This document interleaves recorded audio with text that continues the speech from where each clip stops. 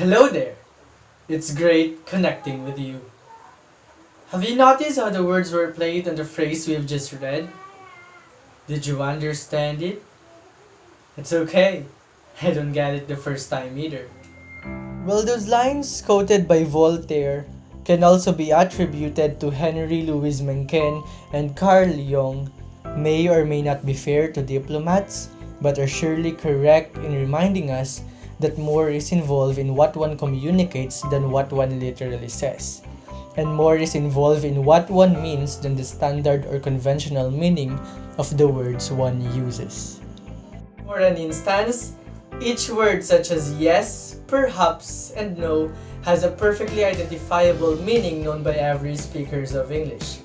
However, as those lines illustrate, it is possible for different speakers in different circumstances to mean different things using those words. To give you further guide for this lesson, here are some of the questions that Pragmatics tries to answer.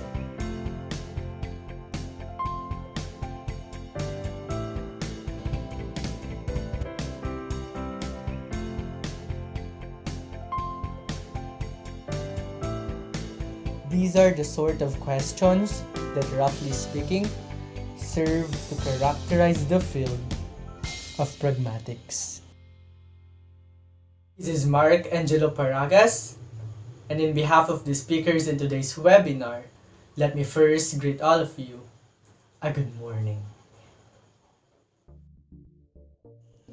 At the end of the unit, you should be able to infer the meaning of texts and utterances using their linguistic and situational context, clarify the meaning of deictic expressions based on their context, and deduce the function of pragmatic markers used in given situation.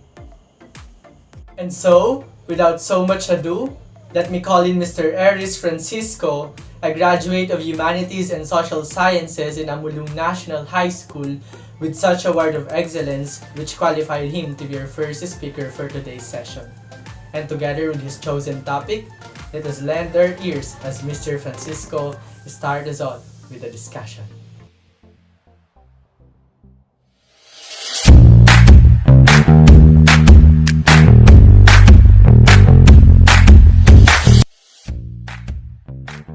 Good day everyone. Again, my name is Aris Francisco, your instructor for today. For today's lesson, we'll be discussing about pragmatics. And now, all what you need to do is to fasten your seatbelt as we travel into the world of pragmatics.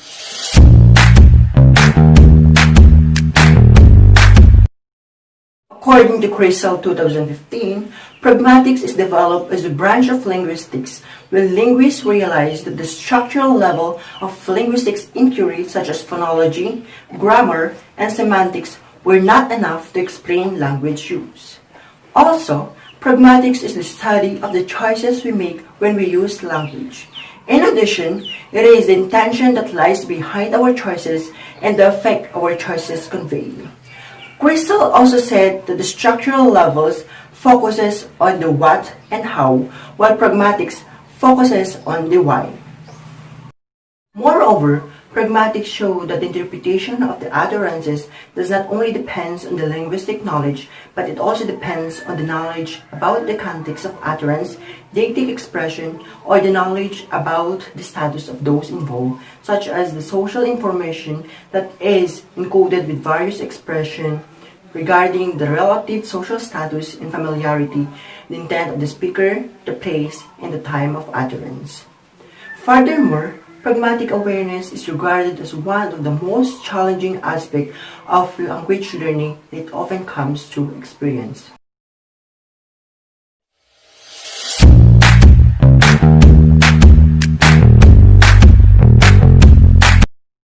I know that in the past lessons, you have already encountered syntax and semantics, but now that you have already know what pragmatics is. Today, we will be using the famous quote of one of the greatest queens in the history to show how they differ from one another.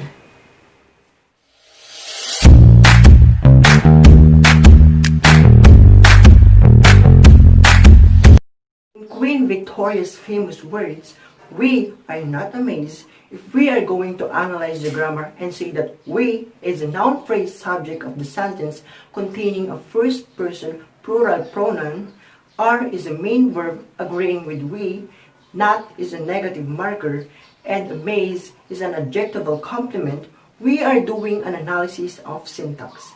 And just a short review. Syntax is the way that words relate to each other without taking into account the world outside. It includes grammar and does not consider who said it to whom, where, when, and why.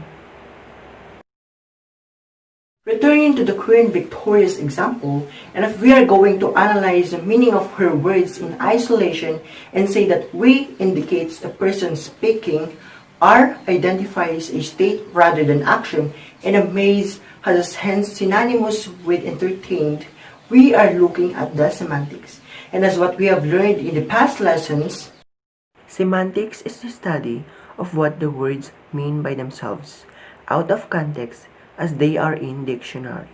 Semanticists would not consider here the contextual background features about Queen Victoria and her courtiers or why she said this. Moving on to what pragmatics is, we can start by saying that it is an approach to study language relation to the contextual background feature. They would take into account the fact that, in the example, Victoria had been in prolonged expression caused by the death of her husband Albert, and her courtier knew this and that her words were a response to a joke which they had just made. Pragmatics would infer that the queen's intention was to stop them trying to make her laugh and leave her out from the depression, and that her statement implies a reminder that she has to be respected as the queen. In today's lesson, we will also encounter the 4 features of pragmatics, and these are on context, on deixis, on text, and on functions.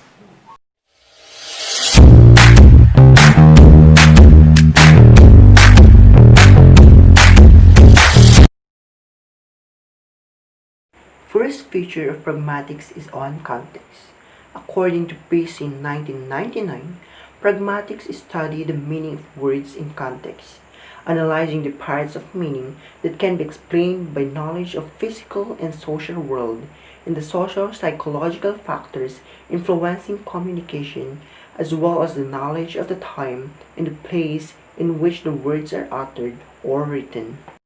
Furthermore, Brown and Euler in 1983 said that pragmatics focuses on the meaning of words in interaction and how interactors communicate more information than the words they use. The speaker's meaning is dependent on assumptions of knowledge they shared by both speaker and listener.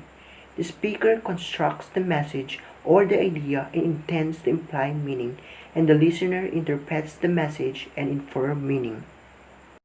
Next feature of pragmatics is on deixis. According to Svoboda 1993, deixis means pointing. Sometimes, in discourse, you may point to a person, time, or place. Context is always necessary to understand deixis. It is generally acknowledged that perception of and orientation in space is determinant factors in human action and interaction. Moreover, Lafayette 2000 said, speech heavily depends on knowledge of the context. Where and when is a sentence uttered and by whom? These 3 dimensions are traditionally seen as the so-called deictic center of all linguistic events, without which no linguistic expression can be properly interpreted. Next feature of pragmatics is on text. Pragmatics also looks on text. It calls the quality of being meaningful and unified relevance. Going back in the Queen Victoria's example, pragmatics takes into account the fact that Victoria's words were intended to be seen as relevant to the courtier's joke and to anything that they should take afterwards. Generally, pragmatics examine relevance theory, which is the study how the assumption of relevance holds text together meaningfully. The last feature of pragmatics is on function. Pragmatics study how meaning and context concern with language. Function works in a speaker's short-term purposes in speaking and long-term goal in interacting verbally. In the example, the queen's purpose was to stop the courtiers trying to make her laugh and to make them respect her.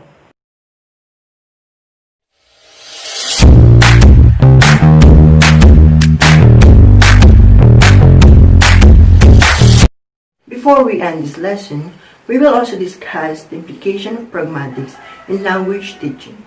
The relationship between pragmatics and the second language teaching seems to have been very clear since the origin of both disciplines.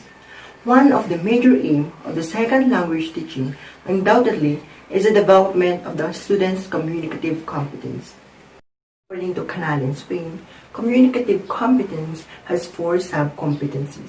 First is the grammatical competence, which means the mastery of the linguistic codes of language that is being learned.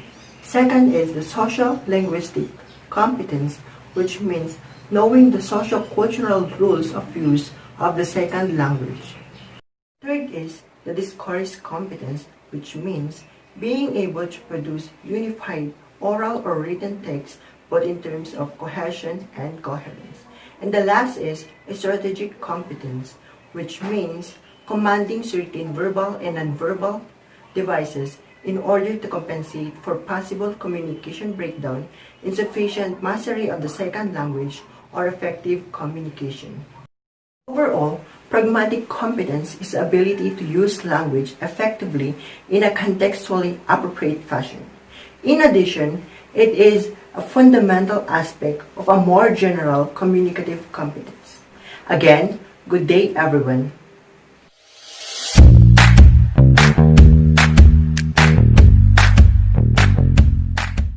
Thank you, Mr. Aris Francisco. Truly, that pragmatic competence is a fundamental aspect of a more general communicative competence.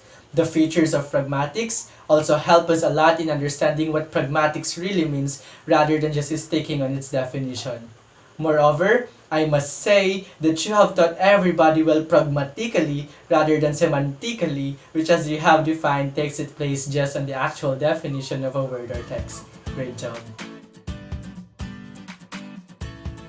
And so, at this juncture, may we welcome next our second speaker for today who graduated at Cordova National High School and completed a technical, vocational, and livelihood track.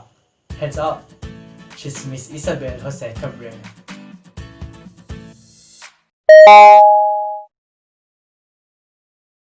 Thank you, Mr. Mark Angelo Paragas. Good morning, everyone. Once again, I am Isabel Cabrera.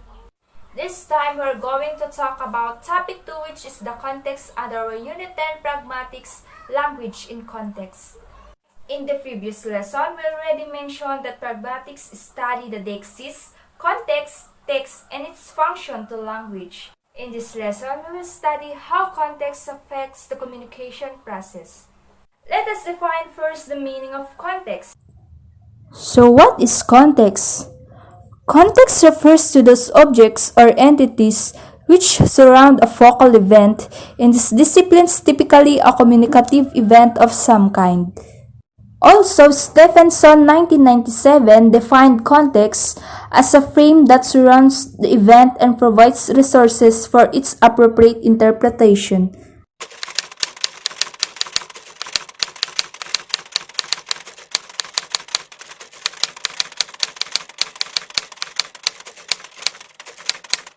Simply, context means circumstances forming a background of an event, idea, or statement.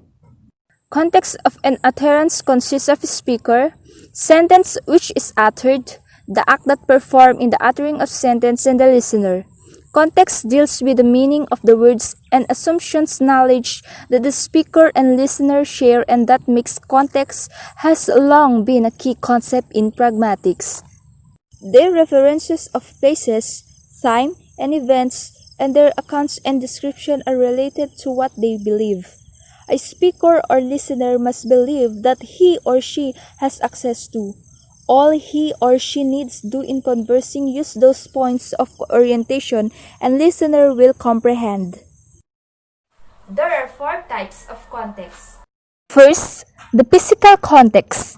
Physical context is the location of a given word, the situation in which it is used as well as timing, all of which aid proper understanding of the words. For example, if we see the word bank on the wall of a building in a city, the physical location will influence our interpretation. Second, epistemic context. It refers to what speakers, both listener and speaker, know about the world. For example, what background knowledge is shared by the speaker is crucially part of your epistemic knowledge when you have a conversation with someone else. Third, linguistic context, wherein it refers to what has been said already in utterances. For example, I am going to bank to withdraw some money.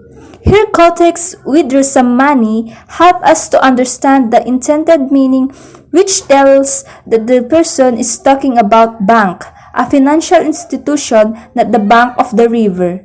Lastly, social context. It refers to the social relationship among speaker and listener. For example, a simple wave or wink in a particular culture or setting may communicate a warm greeting or friendly joke by one definition. Now you've been already learned about the topic 2, which is the context. That's all. Thank you. Keep safe and God bless us all. Awesome, Miss Isabel.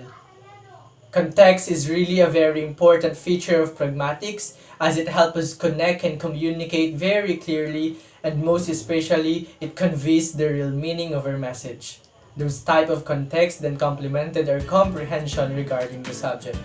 Thank you, Miss Isabel. Hereupon, before the ink is dry on the page, I would like to introduce our last speaker in today's webinar.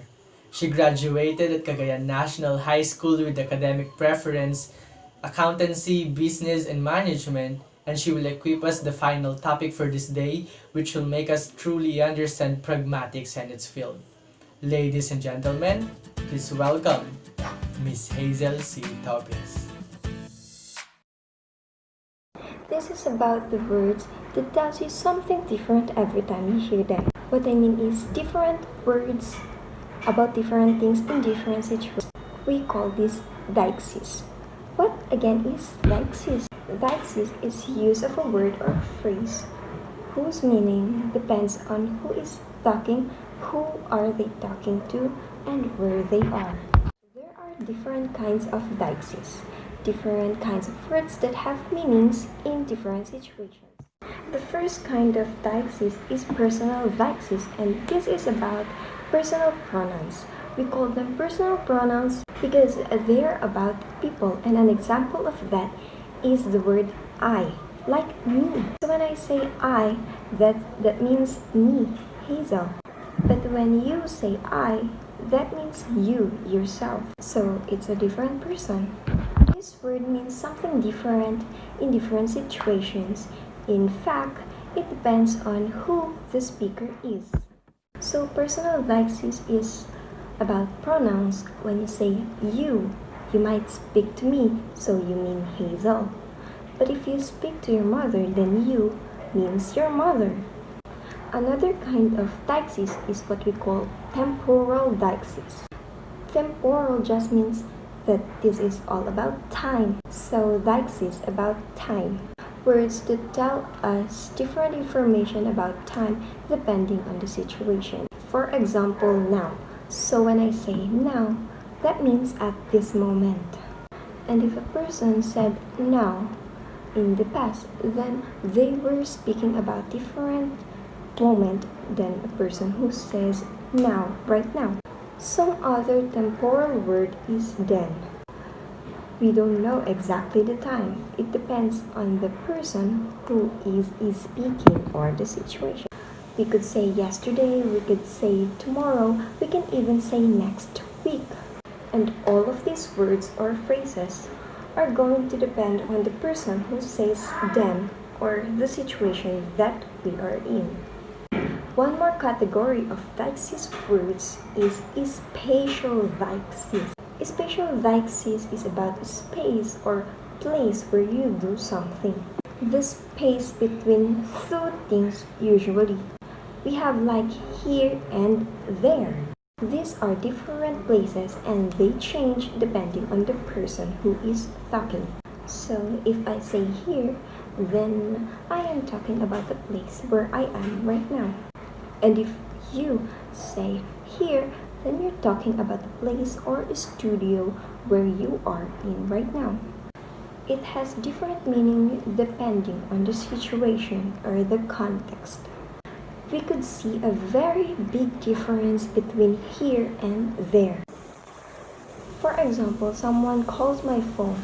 I'm going to say, hello, hello, are you there? That's what I say in English. Now, in other languages, you might say, hello, are you here? But not in English, because in English, here means near me or away from you, the person who is listening. So near me, the speaker, and away from you, the listener. There means away from me, the speaker, and near you, the listener. If I say, come here, then you know that you should move closer to where I am. And if I say, go there, then you should move further from where you are right now.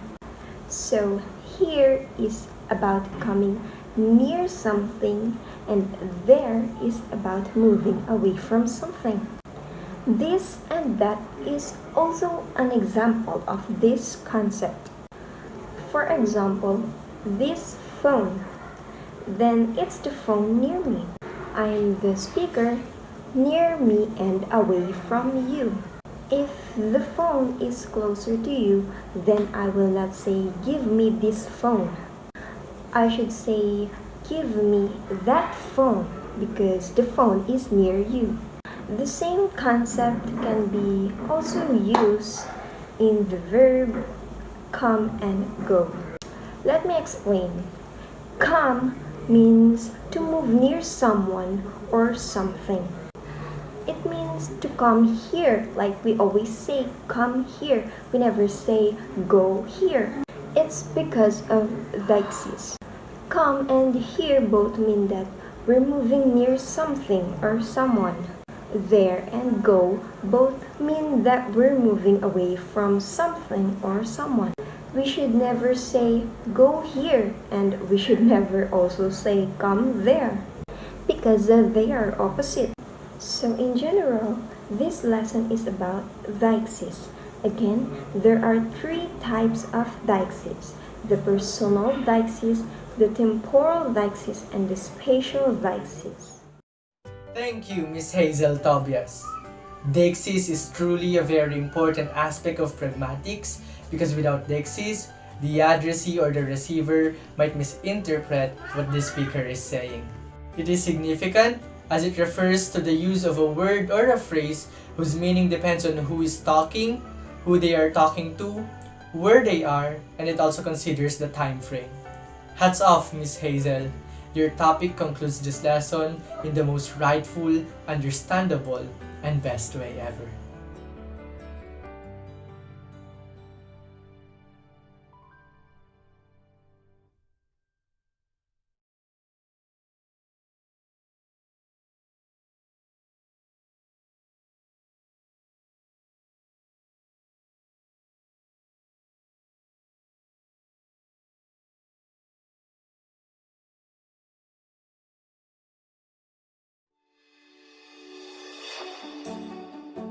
There you have it, pals. Pragmatics, language and context. Thank you for this day. This is Mark Angelo Paragas. Till next time.